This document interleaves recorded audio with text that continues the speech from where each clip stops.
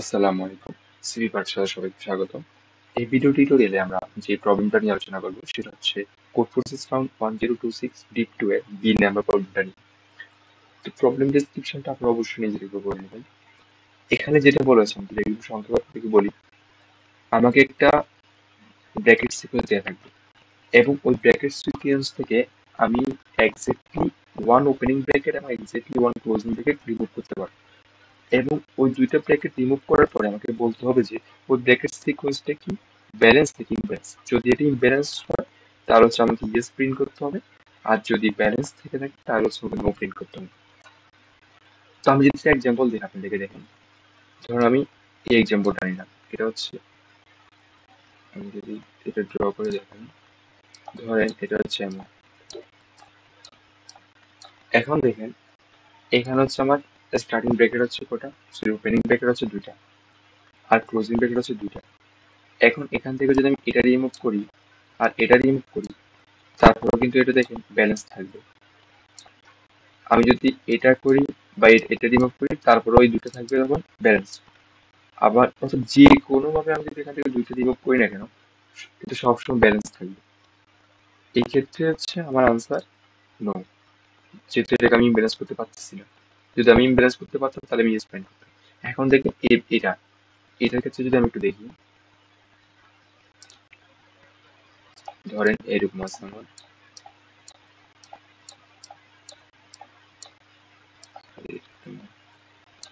এখন দেখেন আমি যদি এখান থেকে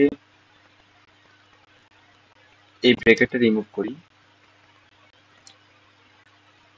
দেন আমি যদি এটা রিমুভ করি তাহলে আমার এটা থাকবে হচ্ছে এইভাবে, তাহলে আমার এটা হচ্ছে ইমব্যালেন্স। বা অন্যভাবে যদি আমি চেষ্টা করি, আমি যদি এটা আর এটা রিমুভ করি তাহলে কি হবে, আমার এখানে এটি এরকম হবে, তখন কিন্তু ব্যালেন্স থাকবে। কিন্তু আমি কিন্তু যখন এইভাবে এটা করছিলাম প্রথমটা, সরি প্রথমটা না, সেকেন্ডটা এবং হচ্ছে এই পাঁচটা, তখন কিন্তু আমার ইমব্যালেন্স হয়েছে। অর্থাৎ একবারই ইমব্যালেন্স আনতে পারলে হচ্ছে আমার আনসার হচ্ছে ইয়েস।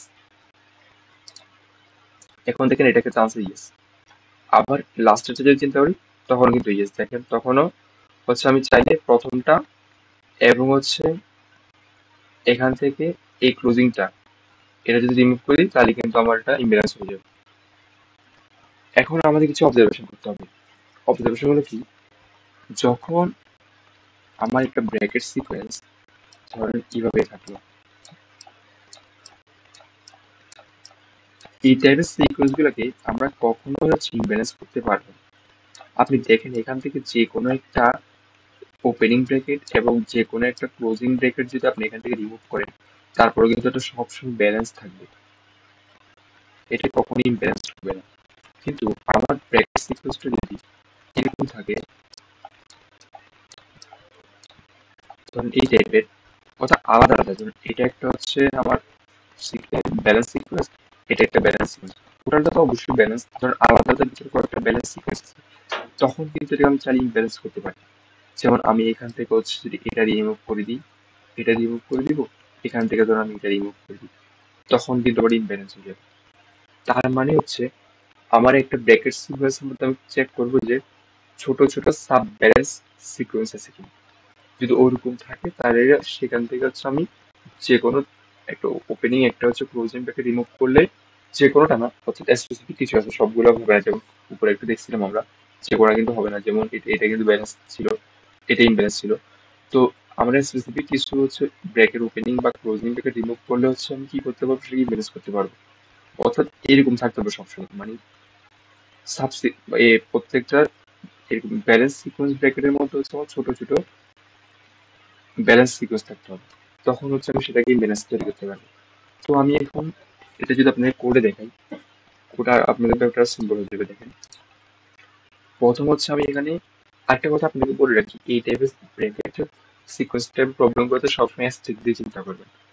তো আমি প্রথমে এখানে কি লিখছি, স্ট্রিকটা ইনপুট আকারে নিছি, তারপর হচ্ছে আমি স্ট্রিং এর সাইজটা এন এর মধ্যে রাখলাম, এরপর আমি স্ট্রিক ডিক্লেয়ার করলাম। ওই স্ট্রিকের মধ্যে আমি চেক করতেছি প্রথম থেকে, যদি আমি একটা ওপেনিং ব্র্যাকেট পাই তখন হচ্ছে আমি কি করবো সেটা স্ট্রিকে রাখবো, এবং যদি আমি ক্লোজিং ব্র্যাকেট পাই তখন হচ্ছে আমি পপ করবো। এটা কেন, কারণ হচ্ছে আমরা কোনো একটা ব্র্যাকেট সিকোয়েন্স ব্যালেন্স কিনা চেক করার জন্য স্টেক দিয়ে ইজিলি করতে পারি। যেমন দেখেন আমার যদি এটা এরকম হয়, প্রথম হচ্ছে আমি স্টেকের মধ্যে কি করবো, যখন এটা পাচ্ছি আমি স্টেকের মধ্যে এটা রাখবো, যখন আবারও সেম ওপেনিং ব্র্যাকেট পাচ্ছি তখন আমি এটা স্টেকে রাখবো, যখন আমি একটা ক্লোজিং ব্র্যাকেট পাবো স্টেক থেকে এটা পপ করবো, যখন আমি আরেকটা ক্লোজিং ব্র্যাকেট পাবো স্টেক থেকে পপ করবো। লাস্ট যদি আমার স্টেকটা যদি এমটি হয় তাহলে হচ্ছে আমার ওই ওই ব্র্যাকেট সিকোয়েন্সটা যে ব্যালেন্স। যেমন আরেকটা দেখেন, ধরেন এরকম আছে, ঠিক আছে? তো আমি স্টেকের মধ্যে কি করবো, প্রথম হচ্ছে আমি স্টেকের মধ্যে এটা পুশ করলাম, তারপর এটা পুশ করলাম, এরপর যখন ক্লোজ পাবো এটা পপ করবো, আরেকটা ক্লোজ পাবো এটা পপ করবো, এবার আরেকটা ক্লোজ পাইছি কিন্তু স্টেকের মধ্যে কিছু নেই, স্টেকটা এমটি হয়ে গেছে, তখনও কিন্তু আবার এটা আমার ইমব্যালেন্স। অর্থাৎ আমার এখানে যদি ক্লোজিং ব্র্যাকেট শেষ হওয়ার পরে স্টেকের মধ্যে যদি ওপেনিং ব্র্যাকেট এক দুটো থেকে থাকে তখন, অর্থাৎ এক মিনিমাম একটাও যদি থাকে স্টেকে তখন হচ্ছে ইমব্যালেন্স হবে। আবার ধরেন স্টেকের মধ্যে কোনো ব্র্যাকেটই নাই কিন্তু আমার ক্লোজিং ব্র্যাকেট তখনও শেষ হয়নি, তখনও কিন্তু এটা ইমব্যালেন্স হবে। অর্থাৎ আমার একদম একুরেট দুটোটাই মিলতে হবে, ওপেনিং এবং হচ্ছে ক্লোজিং দুইটাই মিলতে হবে। যেমন দেখেন, এটা দেখেন, এটা ক্ষেত্রে কি হবে, প্রথম হচ্ছে আমি স্টেকেটে রাখবো, আরেকটা হচ্ছে স্টেকেটে রাখবো, আরেকটা হচ্ছে স্টেকেটে রাখবো, যখন ক্লোজিং আসবে এটা রিমুভ করবো, পপ করে করবো, এটা আসবে এটা পপ করবো।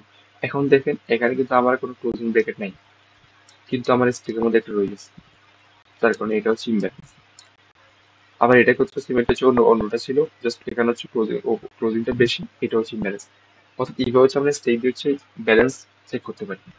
তো জাস্ট আমি ওটাই করছি, ভিতরে আমি দেখছি আমার কোনো এমন সিকোয়েন্স আছে কিনা যেটা হচ্ছে মানে সাব ব্যালেন্স আর কি, ওরকম।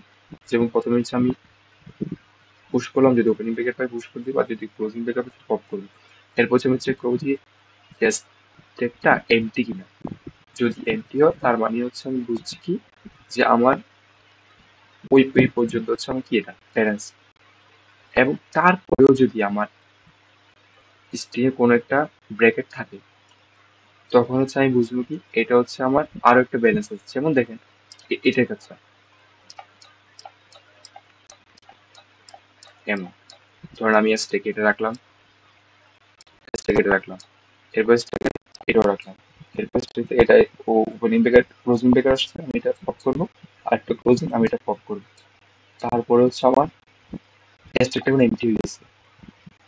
এমটি হচ্ছে প্লাস আমার আই প্লাস ওয়ানটা কিন্তু এন এর চেয়ে ছোট, তার মানে আমার এখানে আরো ব্রেকেট আছে, আরো একটা আমি মিনিমাম আরো একটা আমি কি পাবো এখানে সাব ব্যালেন্স ব্রেকেট সিকোয়েন্স পাবো।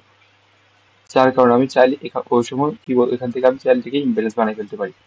এই কারণে হচ্ছে আমি সাথে সাথে ওখানে ইয়েস প্রিন্ট করে দিচ্ছি এবং হচ্ছে আমি রিটার্ন করে দিচ্ছি। আর যদি এরকম কিছু না হয় তাহলে সিস্টেম নো প্রিন্ট করতে হবে। যেমন আমি কখন নো প্রিন্ট করবো, ধরুন হচ্ছে আমার এরকম স্টেকটা এখানে আসছে, প্রথমে হচ্ছে কি এবং স্টেক এটা পুশ করবো, তারপর এটা স্টেক পুশ করবো, তারপর স্টেকটা পপ করবো, হ্যাঁ স্টেকটা এমটি, স্টেকটা এমটি হচ্ছে ঠিক আছে কিন্তু এরপরে বলতে আর কোনো ব্র্যাকেট নাই, তাহলে হচ্ছে আমার এখানে আনসার হবে না।